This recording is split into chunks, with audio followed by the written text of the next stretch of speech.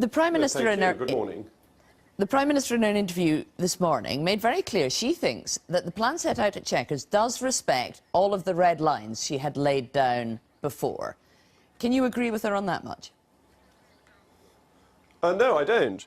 I think that the European Court of Justice will have a role that is effectively the same as it has now over the common rule book, which isn't a common rule book, but the European Union's rule book, judged by the European Court of Justice.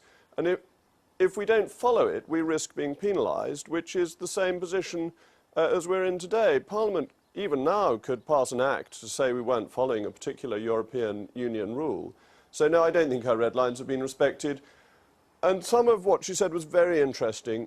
Andrew Marr pushed her on when this decision about the common rule book was made, when they decided to have the EU's rules for the UK.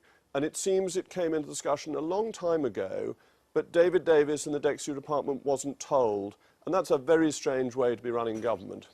Yes, we've heard from Steve Baker, who resigned from that department as well. He's been saying this morning that, in fact, the department is a Potemkin-like structure and that they were kept in the dark. Well, we'll be talking to a minister from that department later, so we can put all of that to him. What I want to ask you is, the Prime Minister said the plan had changed a bit because what was originally proposed was non-negotiable. It had been made clear in Brussels they wouldn't accept it. So this is the only realistic alternative, isn't it? This seems to me a hopeless way to negotiate, that you accept what the other side says at an early stage of the negotiations as holy writ. And we've done that the whole way through. The staging of negotiations was a mistake. We should never have agreed to that. In a negotiation, two sides say what they want. You don't just as one side say, oh, well, the EU said this, we must follow it. And I think Julia Hartley-Brewer, in her comment earlier, got absolutely to the heart of this, and it came out at a briefing to MPs as well. The government, unfortunately, believes that Brexit is not a good thing in itself. It seems to think it has to be tempered with non-Brexit. And that was when the Prime Minister said people voted with their hearts, and she was doing something with her head. In my view, and in the view of most Brexiteers, head and heart come together. Brexit is enormously positive, a huge opportunity for the country, and I'm afraid the Prime Minister doesn't see that, and it's why I think she is a Remainer who has remained a Remainer. And in that case, is it time to change the Prime Minister? You said in the past that you want to change the policy, but not the PM. From what you're saying today, a Remainer who's remained a Remainer, it doesn't sound like you will ever get a policy you can agree with while she's still at the top. I think she still has the opportunity to change her policy. To go back to the Mansion House speech, which had considerable elements of compromise in it, the Mansion House speech was welcomed from memory both by Nicky Morgan and by me, so it had wide support across the Conservative Party. It was a good basis to do things on the assumption of equivalence of regulations, not of process of regulations. It's the process of regulations, the EU's rule book, that makes us the vassal state. And that's the error that clearly has been discussed in Downing Street for some time, hidden away in the back rooms, away from DExEU and away from members of Parliament and away from the British public. But if the Prime Minister went back to what she said before, then there's a policy that people could rally around. There is nothing she said this morning that suggests she is prepared to go back to what she said before. In fact, she said it wasn't practical because it was non-negotiable. If she is not going to change her mind, and she's going to stick with this policy, does there come a point at which you have to contemplate trying to replace the PM rather than just replace the policy? I think we can focus on the policy, which will have to be brought through Parliament, and the Prime Minister will have a choice then. She'll have to decide either to change the policy or get it through on the back of Labour Party votes. And that would be a very divisive thing for a leader of the Conservative Party to do. I'm sure Theresa May does not want to split the Conservative Party, and therefore she will find that the inevitable consequence of the parliamentary arithmetic is that she will need to change it to keep the party united. But you say that she has broken trust, so why would you believe her if she were to make some changes to this plan? Because they'll come through in legislation, and legislation is a clear statement of fact rather than waffly promises. It is a worry, you're quite right, that the Prime Minister was so clear that Brexit meant Brexit and she had her red lines, and these have now gone, and trust is to some extent at the heart of policy making, so that does concern me. So there is legislation coming before the House of Commons this week. The customs bill will be there tomorrow. Are you prepared to vote against elements of that, and how many of your Conservative colleagues do you think will rebel?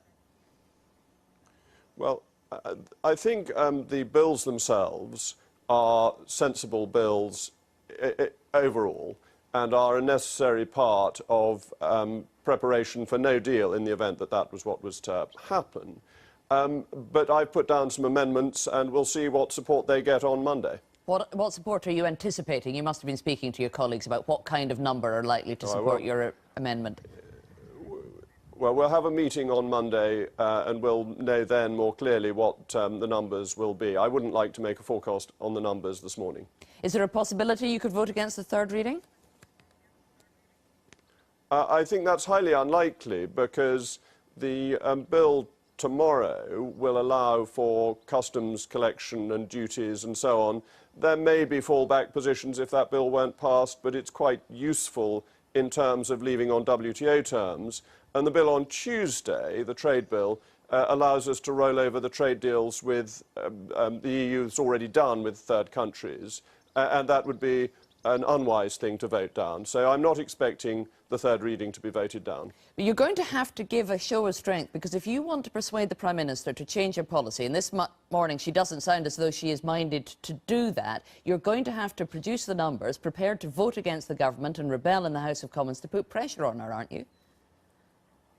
Well, we'll have an idea of the numbers, I suppose, at 10 o'clock on Monday evening.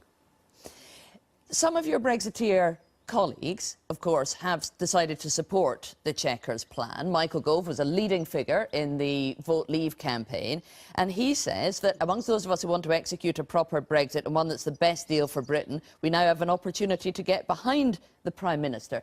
Why do you not believe him, a leading Brexiteer, when he says this is the best deal available? Well, Michael has a theory that we should get legal Brexit on March the 29th next year, and then we should improve it and get a thorough Brexit thereafter. I think the second half of that simply isn't realistic. I don't think people are going to want to reopen an international treaty after March of next year or introduce new legislation. I think the country's ready to move on and discuss other issues, other important governmental issues, and they want Brexit done properly now. And if you look at the polling that's come out over the last few days, the country wants this done properly. It's not just a few hardline Eurosceptics. It's the nation at large that feels it voted to leave the European Union and it expects to leave the European Union. It doesn't want a lot of prime ministerial fudge. Now, you said earlier that you fear that the Prime Minister remains a Remainer. Do you think, therefore, when she was giving speeches, the Lancaster House speech, the Mansion House speech, which you applauded, she didn't really mean it? Her heart wasn't in the kind of Brexit she was describing then? Well, I am concerned about the Mansion House speech because the Prime Minister, in the interview with Mr. Marr this morning, made it clear that the European rulebook had been in the offing for some time. She wouldn't specify a date. So you do wonder what was really going on in Downing Street at that time. You think she may have been being duplicitous? I think that's a harsh word, and a harsher one than I would choose to use. What word would you use? Political. Jacob Rees Mogg, thank you very much for talking to us this morning. Thank now,